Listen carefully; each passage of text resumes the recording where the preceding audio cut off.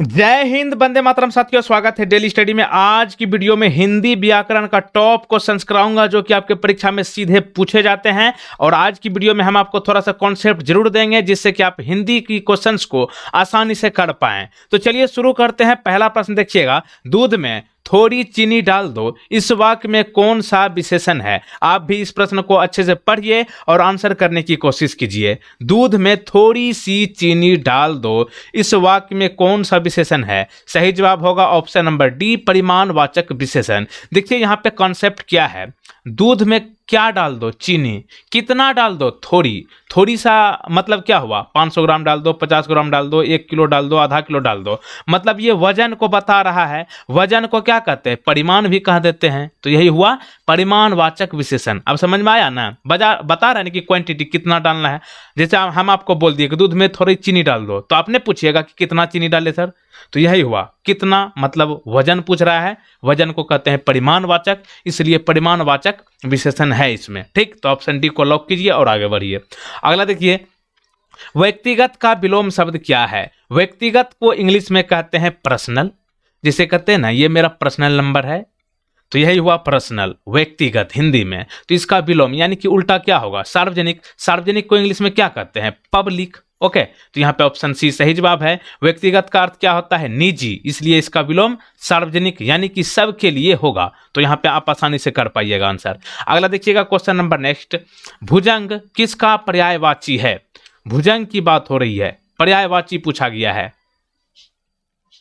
भुजंग जो है सभी का पर्यायवाची है, उरग, व्याल, सरप। ऑप्शन नंबर डी यहाँ पे जितने भी लोग किए बिल्कुल सही जवाब। अच्छा, पर्यायवाची का मतलब क्या होता है? पर्यायवाची मतलब एक ही अर्थ में प्रयुक्त होने वाले शब्द जो बनावट में भले ही अलग हो, उसे पर्यायवाची या समानार्थी शब्द कहते हैं। जैसे कि आग को अनल कहते हैं, पावक, दहन, हवा, समीर, अनिल, वायु। ठीक ना? जैसे कि आप कह सकते हैं कि दूध को दुग्ध कह देते हैं, जल को नीर भी कह देते हैं, पानी भी कह देते हैं। तो ये सब क्या हो गया? पर्यायवाची हो गया। और भुजंग के अन्य पर्यायवाची शब्द कौन कौन होंगे? शेषनाग, अहि, पन्नग, फणिस, नाग, सारंग, सांप। अगला देखिएगा क्वेश्चन नंबर नेक्स्ट, कुठाराघात का क्या अर्थ है? कुठाराघात एक शब्द है, इसका अर्थ यानी कि मीनिंग आपसे पूछा जा रहा है। इसका मीनिंग की बात करें, इसका मतलब हो गया कुठाराघात मतलब हमला। हमला मतलब क्या? घातक चोट पहुंचाना, बहुत नुकसान पहुंचाना। तो ऑप्शन बी को आंसर कीजिए और यहाँ पे डिटेल्स को देखिए। कुठाराघात का अर्थ होता है कुठार। कुठार को कहते हैं कुल्हाड़ी। अभी समझ में आ जाना? तो कुल्हाड़ी से किसी पे हमला करेंगे तो क्या हुआ? घातक हमला। तो यहाँ पे आपको ध्यान रखना है, ये हो गया कुठाराघात मतलब घातक चोट।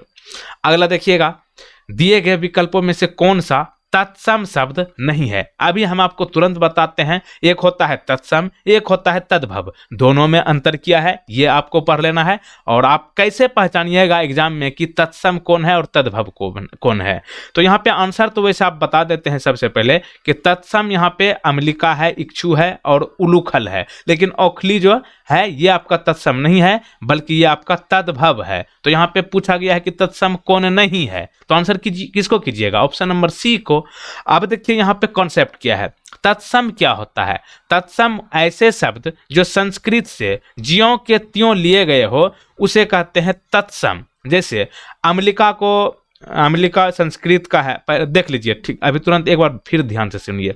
तत्सम का मतलब होता है ऐसे शब्द जो संस्कृत से ज्यों के त्यों लिए गए हो, उसे कहते हैं तत्सम। एक होता है तद्भव। तद्भव किसे कहते हैं? वैसे शब्द जो संस्कृत से हिंदी में आने पर जिन शब्दों का रूप बदल गया हो, उसे तद्भव कहते हैं। तो ध्यान रखिएगा, तत्सम मतलब हुआ संस्कृत का संस्कृत में ही बोलना, तद्भव का मतलब संस्कृत से हिंदी में बदलना। जैसे अम्लिका, अम्लिका जो है ये संस्कृत भाषा है, और ये अम्लिका को संस्कृत में अगर बोले अम्लिका तो ये हो गया आपका तत्सम। लेकिन अम्लिका को अपना हिंदी भाषा में कहते हैं ओखली, तो ये हो गया आपका तद्भव। जैसे इक्षु को अपना जो कहते हैं ना ईख, ईख कहते हैं ना, तो ईख हुआ आपका तद्भव। अगर इसको संस्कृत करें तो इसको कहेंगे इक्षु, इक्षु हो गया आपका तत्सम। ठीक, ये जो है उलूखल, उलूखल को अभी अपना लोग क्या कहते हैं? इमली, इमली हो गया तद्भव। और उलूखल संस्कृत में कहा जाता है इमली को, तो ये हो गया आपका तत्सम। तो यहाँ पे आप समझ गए होंगे, यहाँ पे कॉन्सेप्ट थोड़ा सा आप गौर कीजिएगा। नहीं समझ में आया तो वीडियो को थोड़ा सा एक बार और पीछे करके देखिए, ठीक ना। अगला देखिए, इस्तीफा शब्द किस वर्ग में आता है?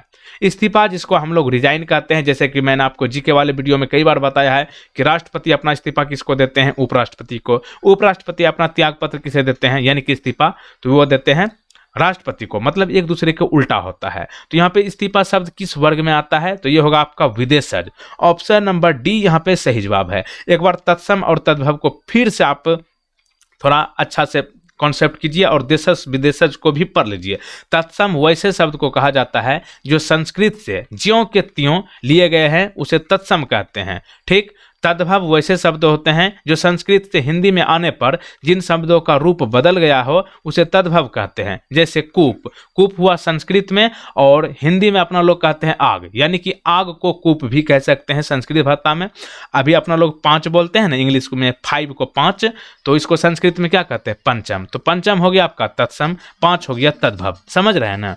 एक होता है देशज। देशज मतलब क्या? ऐसे शब्द जो देश मतलब अपना प्यारा हिंदुस्तान, भारत की अन्य या क्षेत्रीय भाषा से हिंदी में सम्मिलित हुए हैं। जैसे कि भारत तो अपना छोटा है ना, भारत में जानते हैं 28 गो राज्य है और 8 गो केंद्र शासित प्रदेश है, बहुत बड़ा देश है। तो यहाँ पे आपको देख सकते हैं कि यहाँ पे कई तरह के भाषा बोला जाता है। हिंदी, भोजपुरी, कन्नड़, बंगाली, संस्कृत भी बोला जाता है, उड़ीसा, उड़िया बहुत बोला जाता है ना, तेलुगु। तो यहाँ पे जोन जोन भाषा से भारत से लिया गया है ना शब्द हिंदी भाषा में, उसको कहते हैं देशज। जैसे थैला, लोटा, ये सब आप समझ सकते हैं कि ये हिंदी भाषा में लिया गया है, लेकिन ये भारत के कई न कई क्षेत्र से लिया गया है। तो ये हो गया देशज। विदेशज मतलब क्या होता है? विदेशज मतलब विदेशी भाषा से आए शब्द जो हिंदी भाषा में सम्मिलित हुए हैं, उसे विदेशज कहते हैं। जैसे कि कुछ ले आए ग्रीक भाषा से, कुछ शब्द को लेकर आए हिंदी में, तो वो क्या हो गया? विदेशज, ठीक है ना। खासकर इन विदेशी भाषाओं से अरबी, फारसी, तुर्की, उर्दू, अंग्रेजी और पुर्तगाली, ये सब भाषा से अगर जो हिंदी में शब्द लिए हैं उसे कहते हैं विदेशज। जैसे अदालत, ऑफिस, इस्तीफा, ये शब्द लिए हैं विदेशों से, हिंदी में ही है इस्तेमाल, लेकिन ये विदेश से लिया गया है, इसलिए इसको क्या कहेंगे? विदेशज। समझ गए ना।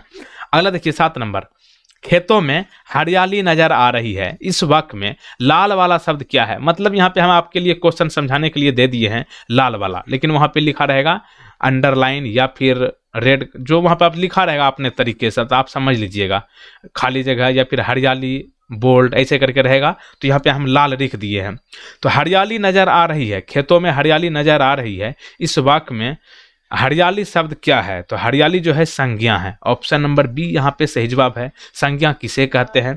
किसी व्यक्ति, वस्तु या स्थान के नाम को संज्ञा कहते हैं। संज्ञा के कितने भेद होते हैं? 5 भेद होते हैं। कौन कौन? व्यक्तिवाचक, व्यक्तिवाचक मतलब पर्सनल, ठीक ना, जैसे कि राम, सीता, ठीक। जातिवाचक संज्ञा होता है, जैसे कि लड़का, पक्षी। लड़का बहुत सारे लड़का है, उसमें नाम अलग होगा, तो वही हो गया लड़की, लड़का, लड़की, पक्षी, विद्यार्थी, ये सब हो गया जातिवाचक। द्रव्यवाचक क्या हो गया? सोना, चांदी। समूहवाचक क्या हो गया? पुलिस, सभा। भाववाचक क्या हो गया? प्रशंसा, सच्चाई, लव, ये सब क्या हो गया? हेट, नफरत, प्यार, ये सब हो गया आपका भाववाचक, ठीक। तो इसको आप जरूर ध्यान रखिएगा। तो यहाँ पे आप समझ गए हैं होंगे कि संज्ञा किसे कहते हैं? संज्ञा किसी व्यक्ति, वस्तु या स्थान के नाम को संज्ञा कहते हैं। संज्ञा के 5 भेद होते हैं। कौन कौन? व्यक्तिवाचक, जातिवाचक, द्रव्यवाचक, समूहवाचक और भाववाचक। और होता है सर्वनाम, एक होता है विशेषण, एक होता है क्रिया। इन तीनों को भी देख लीजिए। सर्वनाम मतलब जो शब्द संज्ञा के स्थान पर प्रयोग किए जाते हैं, जैसे वह, तुम, हुआ ना। जैसे कि अब आप परीक्षा में पास होने जा रहे हैं, कौन पास होने जा रहे हैं? आप ना। तो आप क्या हो गया? सर्वनाम। दूसरा होता है विशेषण। विशेषण क्या होता है? जो शब्द संज्ञा या सर्वनाम शब्दों की विशेषता बताते हैं उसे जो है विशेषण कहते हैं। जैसे सुनहरा, काला, छोटा, मोटा, लोटा, और लोटा नहीं, लोटा तो अभी पढ़े भी किए थे। छोटा, मोटा, हाँ, ये सब जो है ना, जो भाव होता है, इसको कहते हैं आपको ना विशेषण, ठीक। जैसे कि आप मेहनती हो इसलिए आपका सिलेक्शन सिलेक्शन निश्चित होगा। आप क्या हो जो आपका सिलेक्शन निश्चित है? मेहनती हो ना। मेहनत को क्या कर सकते हैं? मेहनत को आभास कर सकते हैं, महसूस कर सकते हैं कि हाँ हम मेहनत किए हैं, ठीक ना। तो ये हो गया आपका विशेषण। एक होता है क्रिया। क्रिया किसको कहते हैं? जिससे कार्य करने या होने का बोध होता है उसे क्रिया कहते हैं। जैसे कि खेलना, सोना, मरना, हंसना, रोना, नाचना, गाना, ये सब क्या हो गया? क्रिया। जैसे कि ऐसे थोड़े ना हो जाएगा, जब तक खेलना हम शुरू नहीं करेंगे तो अपने से खेल हो जाएगा, कभी नहीं है ना। अपने से सो पाएंगे जब तक सोना नहीं चाहेंगे। तो यही हुआ आपका क्रिया। क्रिया को इंग्लिश में कहते हैं वर्ब, VERB, आरबी, ठीक ना। जैसे कि आप लोग जॉब पाने के लिए मेहनत करते हो, आप क्या करते हो, मेहनत करते हो, यहाँ पे है मेहनती हो, ठीक ना। तो यहाँ पे आप ये सब आपको ध्यान रखना है। अगला देखिएगा 8 नंबर, शुद्ध वाक्य का चयन कीजिए। सभी ऑप्शन को पढ़िए, देखिए इनमें से कौन सा वाक्य सही है।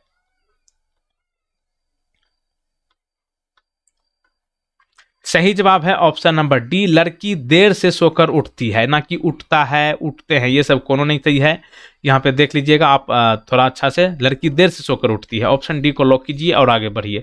अगला देखिए, आदरणीय शब्द इनमें से क्या है। ऑप्शन देखिए, संज्ञा है, सर्वनाम है, क्रिया है, या फिर विशेषण है। आदरणीय, आदरणीय जो है ये आपका क्या होना चाहिए, विशेषण। आदरणीय को हम क्या कर सकते हैं, महसूस कर सकते हैं, आभास कर सकते हैं, ठीक ना। तो यहाँ पे एक बार और फिर से देखिए, पांचों इस संज्ञा किसको कहते हैं, किसी व्यक्ति, स्थान या वस्तु के नाम को संज्ञा कहते हैं, जैसे सीता, मुंबई, मेज, ये सब, ठीक। सर्वनाम किसको कहते हैं, जो शब्द संज्ञा के स्थान पर प्रयोग किए जाते हैं उसे सर्वनाम कहते हैं, जैसे कि मैं, तुम, यह। क्रिया किसको कहते हैं, जिससे कार्य के करने या होने का बोध होता है, जैसे कि लिखना, दौड़ना आदि, ये सब जो है क्रिया हुआ। विशेषण किसको कहते हैं, जो शब्द संज्ञा या सर्वनाम शब्दों की विशेषता बताते हैं, जैसे होनहार, वह लड़का होनहार है, वह लड़की सुंदर है, ये सब क्या है, विशेषण। विशेषण को इंग्लिश में कहते हैं एडवर्ब। अगला देखिए, अंग लगाना मुहावरे का उचित अर्थ क्या है। इसमें कोई खास दाम नहीं है, अभी होली खत्म हुआ है तो होली में आप सुनवे करते होंगे, अंग लगाना मतलब गले लगाना। तो यहाँ पे ऑप्शन कहाँ है, ऑप्शन बी को आंसर कीजिए और आगे बढ़िए। आगे बढ़ने से पहले इसको देख लीजिए, आंख बिछाना इसको क्या कहेंगे, मुहावरा, सम्मान करना। मन महसूस कर रह जाना मतलब मन के भाव मन में ही रह जाना। अंक में समेटना मतलब गोद में लेना। अगला देखिए 11 नंबर, पवन का उचित संधि विच्छेद क्या होगा। पवन का उचित संधि विच्छेद क्या होगा। पवन का संधि विच्छेद की बात करें, ये होगा आपका प जोड़ अन। तो ऑप्शन डी को आंसर कीजिए और आगे बढ़िए। आगे देखिए, दिए गए विकल्पों में से महाप्राण वर्ण कौन से हैं। महाप्राण वर्ण इनमें से कौन से हैं, अभी कॉन्सेप्ट बताते हैं तब आपको सभी समझ में आ जाएगा। महाप्राण वर्ण इनमें से कौन है। सही जवाब होगा ऑप्शन नंबर सी, घ, ध, फ। तो ऑप्शन सी देखिए, महाप्राण वर्ण किसको कहते हैं, जिन वर्णों के उच्चारण में अधिक श्वास निकले। श्वास नहीं देखते हैं, देखिए ऐसे, यही श्वास समझ रहे हैं ना, ऐसे वाला, जैसे बोलिएगा मेरे साथ, एगो समझाए, नहीं सोचिएगा कि इतना लंबा लंबा सांस क्यों ले रहे हैं। उन्हें महाप्राण कहते हैं किसको, जिस उच्चारण में अधिक श्वास निकले, जैसे कि ख, देखिए इसमें थोड़ा सा लंबा सांस आएगा, घ, फ, ध, फ, भ, ये सब क्या हुआ, महाप्राण वर्ण के वर्ण है, ठीक। एगो होता है अल्प प्राण, इसमें क्या होता है, जिन वर्णों के उच्चारण में कम श्वास निकले उन्हें अल्प प्राण कहते हैं, जैसे कि क, ख, ग, क, ग, च, त, ये सब, ठीक। तो इसको आप जरूर ध्यान रख लीजिएगा अच्छे से। समुद्र शब्द का पर्यायवाची क्या है। समुद्र का सेम मीनिंग बताना है। समुद्र को कहते हैं पयोधी। ऑप्शन नंबर बी यहाँ पे सही जवाब है। समुद्र के पर्यायवाची शब्द और क्या हो सकता है, सागर, पयोधी, पारावार, नदी, जलधि, जलधाम, निर्निधि। अगला देखिए, रमेश का संधि विच्छेद क्या होगा। रमेश का संधि विच्छेद की बात करें, यहाँ पे हो जाएगा रमा प्लस बड़ी ई की मात्रा और स। ऑप्शन नंबर सी आंसर कीजिए और आगे बढ़िए। आगे देखिए, हिंदी में सर्वनामों की संख्या कितनी है, बहुत इंपॉर्टेंट, ये बेसिक क्वेश्चन है लेकिन सबको आंसर पता नहीं होगा। देखिए यही सब पूछेगा तो फंस जाइएगा। हिंदी में सर्वनामों की संख्या कितनी है, आंसर यहाँ पे 11 कीजिए। ऑप्शन नंबर सी सही जवाब। अगर आपसे पूछे सर्वनाम क्या है, संज्ञा के स्थान पर प्रयुक्त होने वाले शब्दों को सर्वनाम कहते हैं, जैसे कि मैं, वह, वे, उन्हें, अपने, तुम, हम। हिंदी में सर्वनामों की संख्या कितनी होती है, 11। इसको आप जरूर ध्यान रखिए। कौन कौन, देख लीजिए एक नज़र, मैं, तुम, आप, यह, वह, जो, सो, कोई, कुछ, कौन, क्या, ये सबको गिनिएगा, 11 होगा। और यही है कुल मिलाकर हिंदी में सर्वनामों, ठीक। तो 11 होता है। और एक प्रश्न आपके लिए रखे हैं जो कि मैंने आपको अभी तुरंत कराया है, संज्ञा कितने प्रकार के होते हैं। इस प्रश्न का सही जवाब आपको नीचे कमेंट बॉक्स में बताना है। और वीडियो को लाइक जरूर कर लीजिए अगर अच्छी लगी हो तो, और वीडियो को शेयर कीजिए। और साथ ही आप लोग चैनल को फटाफट सब्सक्राइब कर लीजिए, जो लोग पहली बार आए हैं, और चैनल को सब्सक्राइब करके बेल आइकन को क्लिक जरूर कर लीजिएगा। जय हिंद, वंदे मातरम।